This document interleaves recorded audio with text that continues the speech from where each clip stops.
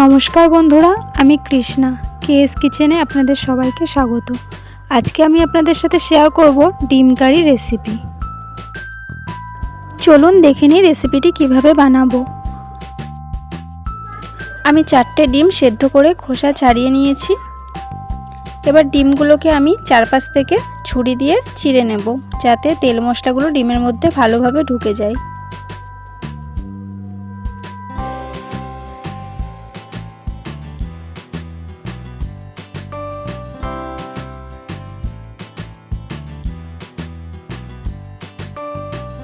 কড়াই গরম করে দিয়ে দেব সরষের তেল। তেলটা গরম হলে আমি তেলের মধ্যে আগে থেকে সেদ্ধ করে রাখা ডিমগুলো দিয়ে দেব।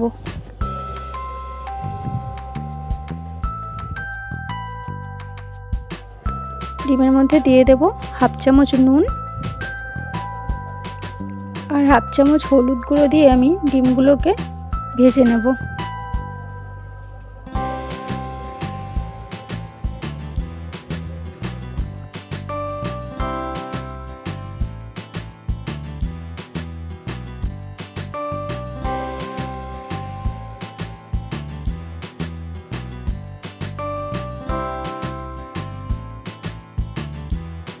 ডিমগুলো ভাজা হয়ে গেছে, এবার আমি একটা পাত্রে তুলে নেব।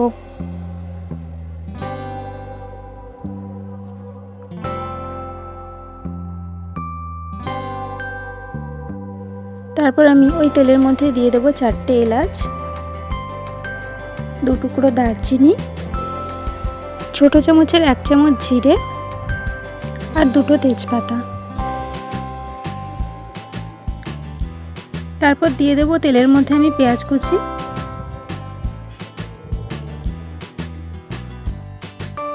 পেঁয়াজগুলোকে লাল লাল করে ভেজে নেব।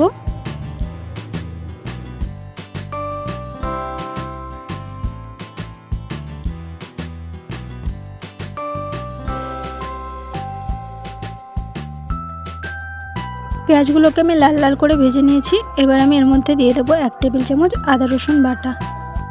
আদা রসুন বাটাটা ভালো করে ভেজে নেব যতক্ষণ না আদা রসুনের কাঁচা গন্ধটা চলে যাচ্ছে।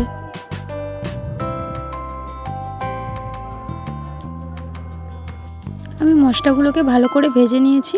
এবার আমি এর মধ্যে দিয়ে দেব 1 টেবিল চামচ জিরের গুঁড়ো, 1 টেবিল চামচ ধনে গুঁড়ো, 1 টেবিল চামচ কাশ্মীরি লঙ্কার গুঁড়ো আর 1 টেবিল চামচ লাল লঙ্কার গুঁড়ো দিয়ে আমি সব মশলাগুলোকে ভালোভাবে কষিয়ে নেব।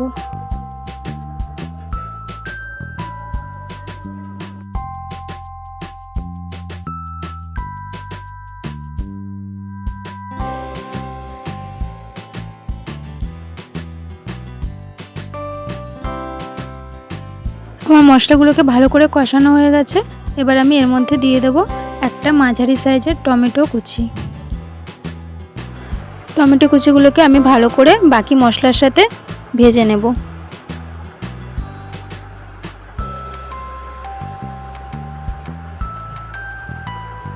এরপর আমি দিয়ে দেব এর মধ্যে 1 টেবিল চামচ নুন আর 1 টেবিল চামচ হলুদ গুঁড়ো দিয়ে আমি ভালো করে মশলাগুলোকে আবার মিশিয়ে নেব।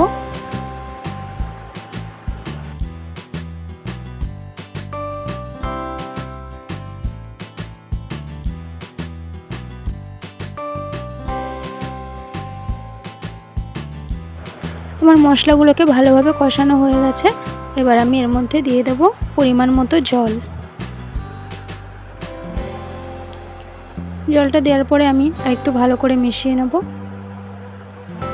এরপর আমি দিয়ে দেব ভেজে রাখা ডিমগুলো।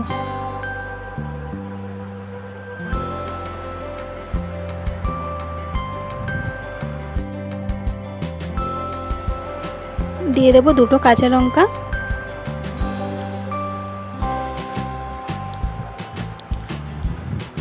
এবার আমি ঢাকা দিয়ে দেব 2 মিনিটের জন্য।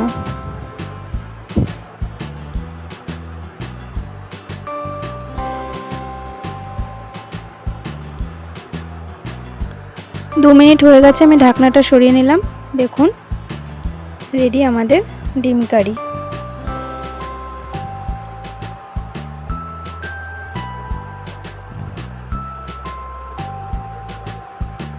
এভাবে বাড়িতে অবশ্যই বানিয়ে দেখবেন, গরম ভাত আর রুটির সাথে খেতে দারুণ লাগবে।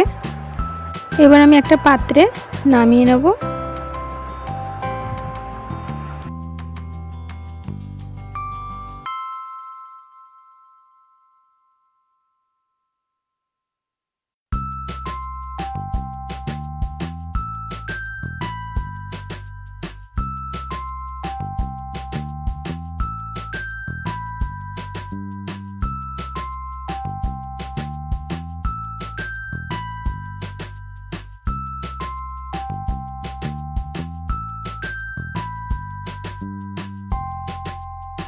দেখুন বন্ধুরা, দেখতে কত সুন্দর হয়েছে।